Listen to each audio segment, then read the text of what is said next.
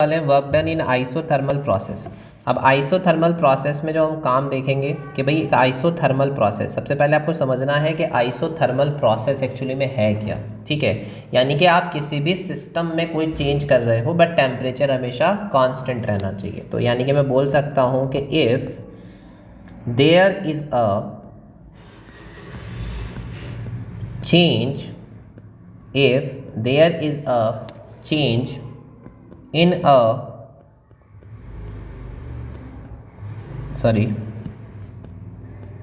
there is a change in a physical system and the, किस चीज़ को constant बोला है, and the temperature of the system, temperature of the system remains constant, remains constant। ठीक है, तो आप बोलोगे this process is called isothermal process. तो इस प्रोसेस को हम क्या बोलते हैं, आइसोथर्मल प्रोसेस बोलते हैं। तो इन शॉर्ट में क्या कह दिया, इन शॉर्ट आपको ध्यान रखना है कि टेम्परेचर रिमेन्स कांस्टेंट। ठीक है, तो आपको एक चीज़ पता है कि जो फुल सिस्टम होता है, पूरा का पूरा सिस्टम होता है ना यार, वो डिपेंड करता है, पूरा का पूरा सिस्टम डिपेंड्स, ये डिपेंड्स कर रहा है किन किन चीज़ों पर करता है यार, प्रेशर पर करेगा, वॉल्यूम पर करेगा, और टेम्परेचर की बात अभी हम नहीं करेंगे। वाई? बिकॉज ये तो अभी क्या हो गया है, ये तो अभी हो गया है कांस्टेंट। तो हमें दो की ही बात करनी है, पी की और वी की। तो आपने बॉयल्स लॉ पढ़ा होगा, ठीक है, नहीं भी पढ़ा तो भी काम चल जाएगा। अभी बस इतना ध्यान दो कि बॉयल्स लॉ होता क्या है। बॉयल्स लॉ जो होता है उसमें बताया गया है कि वॉल्यूम इन्वर्सली प्रोपोर्शनल किसके होती है, प्रेशर की होती है। ठीक है, तो अगर मैं इसे P को इधर ले आऊँ तो ये पी वी क्या हो गया, 1 के इक्वल हो गया, यानी कि आप बोलोगे पी वी किसके इक्वल हो गया है, कांस्टेंट के इक्वल हो गया है। ठीक है, चलो अब वर्क डन जो हो रहा है, मैंने फिर बोला प्रेशर और वॉल्यूम पे डिपेंड है। यहाँ पर वर्क डन क्या हो गया, प्रेशर की वजह से किस में चेंज है, वॉल्यूम में चेंज है। तो आइडियल गैस इक्वेशन क्या होती है, आइडियल गैस इक्वेशन आपके पास इसमें जो आपको क्या है, तो हर जगह काम आनी है, P V equal to R T. क्या थी, P V equal to R T for 1 mole of gas, क्योंकि एन आर टी एन मतलब 1। ठीक है, तो यहाँ पर पी की वैल्यू अगर आपने देखा तो आ गई आर टी अपॉन वी। ठीक है, अब आपको वर्क डन जो करना है वो इसी पर करना है। ये जो मैंने अभी वर्क डन किया ना, मैंने वर्क डन में क्या लिया, मैंने वर्क डन में लिया है प्रेशर, और इस प्रेशर की जगह मुझे बस क्या पुट करना है, ये पुट करना है आर टी अपॉन वी। तो मैं कहूँगा कि यहाँ पर जो मेरा ये वर्क डन होगा, जो कि आपसे पूछा गया है, ये एक्चुअली में किस पर होगा, P की जगह मैं लिख दूंगा आर टी अपॉन वी, और किस पर होगा, D V, R T upon V D V पर मेरा क्या होगा, वर्क डन होगा। ठीक है, क्लियर है, चलते हैं आगे बढ़े। ठीक है, कॉपी कर देते हैं इसको नेक्स्ट पेज के लिए।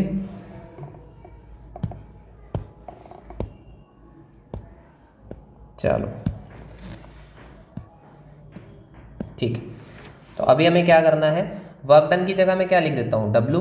अब एक बात बताओ, वर्क डन हो रहा है तो वॉल्यूम में चेंज हो रहा है। ठीक है, वॉल्यूम में चेंज हो रहा है तो वॉल्यूम में क्या चेंज होगा, पहले V1 वॉल्यूम होगा, फिर इसमें क्या हो जाएगा, V2 हो जाएगा।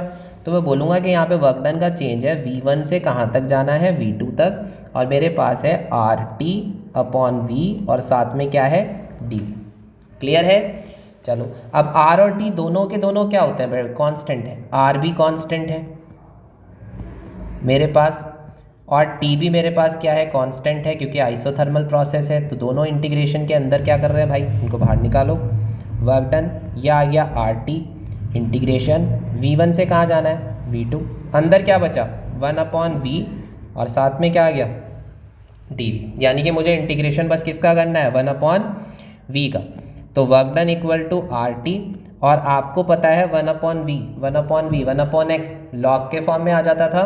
तो इसका जो इंटीग्रेशन होगा वो हो जाएगा लॉग, और साथ में v। ठीक है, और लिमिट क्या है इसकी, v1 से v2। ठीक है, और बेस क्या रहता है इसका ई। ठीक है, तो आगे हम बढ़ेंगे तो मैं लिखूंगा W इक्वल टू RT, बस इसमें ज़्यादा कुछ नहीं करना, upper limit minus lower limit. तो अपर लिमिट मेरे पास V की जगह V2 रख दूंगा, लॉग बेस ई V2 माइनस लॉग, और ये आ गया V1। ठीक है, अब आपने एक चीज़ तो समझी होगी, एक था log M minus log N, बेटा वो क्या होता है लॉग M अपॉन N, ये तो लॉग की प्रॉपर्टी है। तो अब हम ये यूज़ कर लेंगे यहाँ पर, work done equal to RT, और यहाँ पर आ जाएगा बेटा log base E upon V2 upon V1। ये मेरे पास क्या है बेटा, वर्क डन आ गया मेरा किसका, आइसोथर्मल प्रोसेस का। ठीक है, क्लियर है। अच्छा, एक चीज़ आप ध्यान रखना कि आइसोथर्मल एक्सपेंशन हो रहा है, अगर मान लो ये देखो आइसोथर्मल एक्सपेंशन हो रहा है, तो आइसोथर्मल एक्सपेंशन में आपके पास क्या हो रहा है भाई, V2 जो है वो ग्रेटर देन है V1। वाई रीज़न क्या भाई, देखो ये सिस्टम है, यहाँ एक पिस्टन है, आपने क्या करा, आपने इसको प्रेशर करके ऊपर उठाया, तो ये चीज़ ऊपर बढ़ गई। ये चीज़ कैसे हो गई, अगर ये भी यहाँ पर x पर थी तो अब ये यहाँ पर आ गई है, तो x तो यहीं तक था, अब ये बढ़ गई, अब ये x से थोड़ा बड़ी हो गई, तो यानी कि यहाँ पे वॉल्यूम जो हुआ वो क्या हुआ, बढ़ गया, यानी कि जो इसका V2 है वो बढ़ गया किससे, V1 से।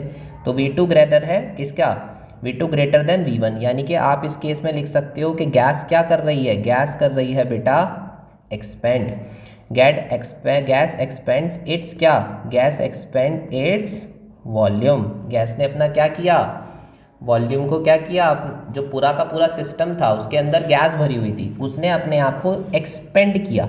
अगर उसने अपने आप को एक्सपेंड किया बेटा, तो वर्क डन किया है, work done will be positive, work done क्या होगा, विल बी पॉजिटिव, क्योंकि ये किसके थ्रू हुआ है, by the system, by the system. तो ये V2 ग्रेटर देन V1 का ये मतलब है। ठीक है, अच्छा ये तो है आइसोथर्मल क्या एक्सपेंशन।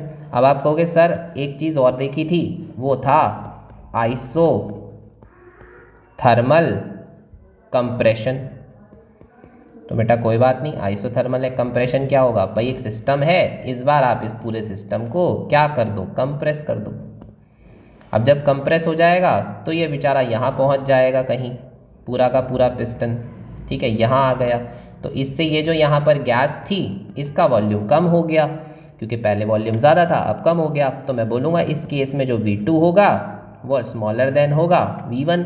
ठीक है, और यहाँ पर जो वर्क डन होगा बेटा वो नेगेटिव होगा, और इस बार सिस्टम ने वर्क नहीं किया है, इस बार सिस्टम के ऊपर वर्क हुआ है, तो work done on the system. Clear है बेटा, ये चीज़ें आपको क्या रखनी है, ध्यान रखनी है। ओके, क्लियर हुआ, चलो बहुत बढ़िया।